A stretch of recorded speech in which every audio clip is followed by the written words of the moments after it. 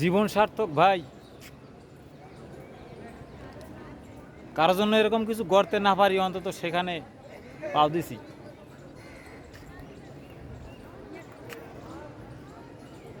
সেই সেই এই স্ট্রাকচার সামনে থেকে না দেখলে বুঝবেন না যে আসলে জিনিসটা কি, কিভাবে তৈরি করছে।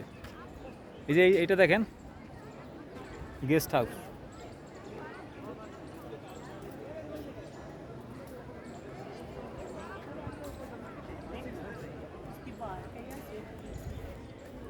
এটা হলো পিছন সাইড, এটা পিছন দিক। এই যে হলো তাজমহল, এটা হলো পিছন দিক। তো পিছন দিকটা একটু দেখাইতেছি।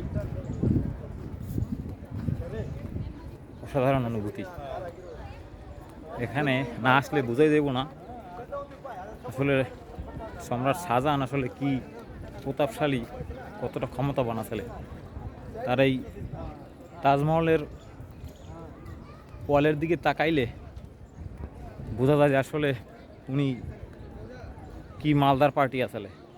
এটা হলো পিছন সাইড, দেখেন পিছন সাইডটা দেখা যায়। ও পিছনে একটা নদী, বিশাল নদী। এই যে পিছনের লুকটা মনে হয়, এ জায়গায় যদি আমার কেউ কয় যে খাউন দে মনে হয় 5 বছরও এই জায়গায় থাকবা দাঁড়াইয়া, তাও মনে হয় থাকতে পারি। মানে এইরকম লুক, দেখেন অবস্থা কি। এটা হলো পিছন সাইড। এই যে এটা হলো তাজমহল, এই যে নদী। আর এই যে আমার পিছনে এটা হলো গেস্ট হাউস।